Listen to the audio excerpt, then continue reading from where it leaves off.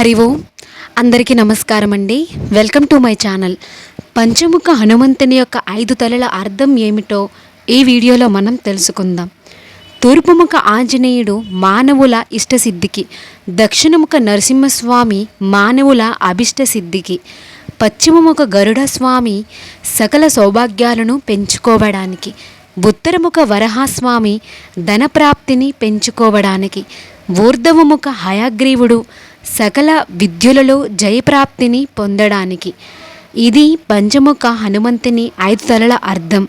మరొక కథనం ప్రకారం 5 ముఖాలు 5 రకాల ప్రార్థనలను సూచిస్తాయి. అవి నమనం, స్మరణం, కీర్తనం, యాచనం, అర్పణం. ఇది పంచముఖ హనుమంతుని 5 తలల అర్థం. నేను ఏ విధంగా వీడియో అనేది ఎక్స్ప్లెయిన్ చేశానో నాకు కామెంట్ అయితే చేయండి. వీడియో నచ్చితే తప్పకుండా లైక్ చేయండి. నా ఛానల్ని సబ్స్క్రైబ్ కూడా చేసుకోండి. మీ ఫ్రెండ్స్ అండ్ ఫ్యామిలీకి షేర్ కూడా చేయండి. నమో ఆంజనేయం. ధన్యవాదములు.